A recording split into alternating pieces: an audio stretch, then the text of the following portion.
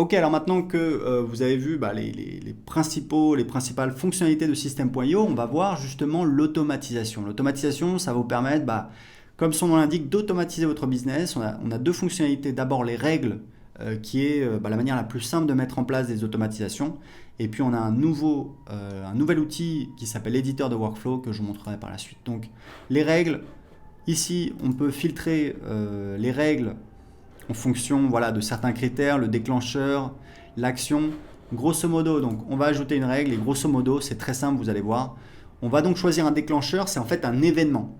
Quel est l'événement qui va déclencher l'action? Donc par exemple, ça peut être si un tag a été ajouté, si un tag a été retiré, si un formulaire a été souscrit, ça veut dire si quelqu'un s'est abonné à un formulaire, si une campagne est terminée, si quelqu'un s'est enregistré pour un webinaire, si quelqu'un s'est inscrit au cours, si quelqu'un s'est inscrit au pack de formation ou alors s'il y a eu une nouvelle vente. Donc, ce qu'on fait très souvent, c'est tout simplement inscription à un formulaire. Donc, on va dire que la personne s'est inscrite à notre formulaire de blog.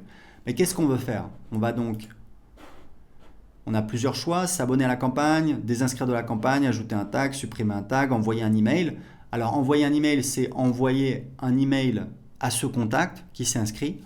Mais on peut également envoyer un email à une autre personne, à une adresse spécifique. Par exemple, sur une page de paiement, vous faites une vente, vous voulez envoyer un email automatiquement à votre commercial, à un membre de votre équipe, pour tout de suite contacter le client pour passer à l'étape suivante, commencer à fournir le service à votre client.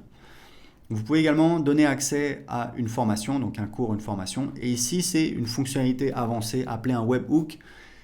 Je ne vais pas rentrer dans les détails techniques, mais grosso modo, un webhook, c'est en fait une page spéciale dans un autre logiciel qu'on va appeler, qui va nous permettre de communiquer avec ce logiciel, de donner un ordre, d'envoyer une commande à ce logiciel. Typiquement, je sais qu'il y a un logiciel qui s'appelle Fantastic Book, que certains de nos clients utilisent, qui permet de faire de l'impression à la demande, par exemple des gens qui ont écrit un livre.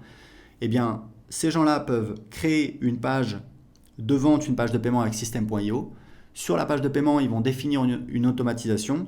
Quand il y a une vente de réaliser, appeler un webhook avec une adresse de Fantastic Book et boum, ça va déclencher l'impression et l'envoi du livre au client. D'accord? Vous voyez un petit peu l'idée, même si je ne vous ai pas montré en pratique.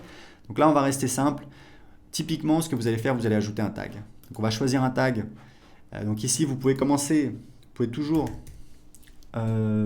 choisir un tag. Donc on va mettre contact et on peut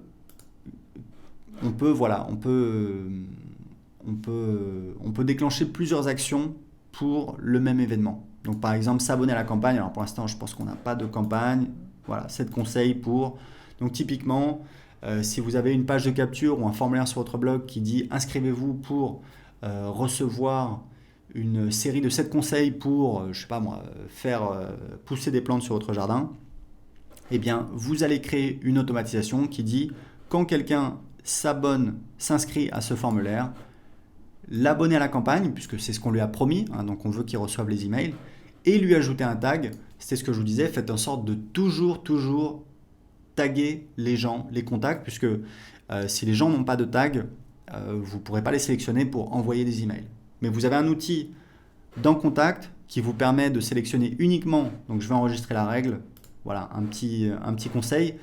Vous avez ici dans Contact un outil qui vous permet de sélectionner, donc je pense que c'est tag, voilà. Vous pouvez choisir les gens qui ont tel ou tel tag, mais surtout vous pouvez choisir le contact n'a aucun tag. Donc là, vous allez avoir tous les contacts qui apparaissent qui n'ont aucun tag, et ensuite vous pouvez tous les sélectionner ici. Donc là, j'ai pas de contact, donc je peux pas vous le montrer, mais grosso modo, vous pouvez sélectionner individuellement, ou alors vous cliquez ici, ça sélectionne toute la liste, et ici, vous avez la possibilité d'effectuer des actions de groupe, par exemple, les supprimer, leur ajouter un tag, les exporter, etc., etc., etc. D'accord? Donc on est dans les automatisations, donc vous voyez comment ça fonctionne, les règles, vous voyez, c'est assez linéaire, c'est assez simple. Et on vient de créer un nouvel outil, on est encore en train d'ajouter des fonctionnalités, c'est donc un éditeur de workflow. Alors un workflow, c'est quoi? Donc c'est un mot américain qui peut faire un peu peur. C'est une séquence de travail, une séquence d'action. L'idée, c'est que les règles d'automatisation, c'est très simple, c'est très linéaire, c'est facile à utiliser, c'est top. mais on peut vouloir faire des choses plus compliquées. Donc on va dire par exemple, alors voilà, on va mettre voilà, workflow. Et encore une fois, on est encore en train d'ajouter des fonctionnalités sur les workflows. Donc l'idée c'est quoi? C'est que vous avez un déclencheur. Par exemple, quand quelqu'un voilà, quand quelqu'un s'inscrit à ce formulaire qu'on a vu, formulaire de blog, hop, on va dire créer. Là, ce qu'on va faire, c'est qu'on va ajouter des actions. Donc, action, donc ça peut être comme on avait vu d'ajouter un tag, ça peut être la première chose. Donc, on va mettre quoi? Contact, enfin, c'est pareil. Voilà, et ensuite, on va pouvoir ajouter d'autres actions. Donc, vous voyez que c'est plus complet, ça vous permet de faire des séquences. Et en fait, je vous disais, on est encore en train d'améliorer cette fonctionnalité. Grosso modo, ici, on va pouvoir ajouter des délais. Donc, par exemple, attendre 2 jours.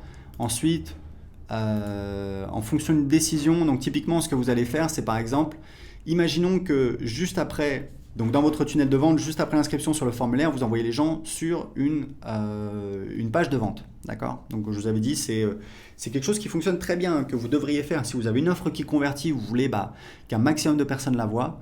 Le meilleur endroit pour la mettre, c'est juste après l'inscription à votre liste email, inscription sur une page de capture ou inscription sur un formulaire, puisque forcément, vous allez avoir des gens qui voient votre page de vente tous les jours. Donc, typiquement, ce que vous pouvez faire, c'est en fait inscrire tous les gens qui s'inscrivent. Donc, voilà, on va le faire ensemble, ajouter à une campagne. Et cette campagne, voilà. Donc, imaginons que sur la page de remerciement, dans le tunnel de vente, les gens voient la page de vente, ils achètent ou non. Vous les abonnez à la campagne 7 conseils pour blablabla, où vous envoyez des emails pendant, je sais pas moi, une semaine. Et ce que vous faites, c'est que dans la campagne email, vous essayez encore de vendre votre produit qui était sur la page de vente. Et ce que vous faites, c'est que ici, vous faites en fait décision. Donc, si les gens achètent le produit, vous leur mettez un tag. Et là, vous dites par exemple, si le tag contact tagué avec, donc on va dire que ça c'est prospect YouTube, c'est les gens qui ont acheté le produit, d'accord? On va dire, si le tag contact, donc si les gens sont tagués avec le tag du produit, eh bien si oui, ça veut dire que la personne elle a acheté. Donc dans ce cas-là, on va mettre une action, on va dire désabonner de la campagne, puisqu'on veut que les gens désinscrivent d'une campagne. Voilà. Plus besoin de continuer à leur envoyer des emails. Alors évidemment, là, si j'ai promis 7 conseils, je vais envoyer 7 conseils, etc. Bon, c'était un exemple. Mais c'est pour montrer tout ce qu'on peut faire et tout ce qu'on va faire avec ce nouvel outil qui va permettre de faire énormément de choses. Notamment parce qu'on a une intégration avec Zapier qui arrive bientôt. Alors Zapier, c'est un logiciel qui permet de connecter des logiciels. Il y a des milliers de logiciels disponibles et donc ça vous permet potentiellement de faire à peu près tout ce que vous voulez. Donc vous voyez, c'était juste pour vous montrer un aperçu. N'hésitez pas à jouer avec. L'outil est assez facile à utiliser, assez intuitif. On va rajouter les fonctionnalités. Encore une fois, si vous avez des doutes, allez sur les pages d'aide ou demandez sur le groupe Facebook. Vous avez toute une communauté qui est là pour répondre à vos questions. Donc c'est fini pour l'automatisation avec System.io.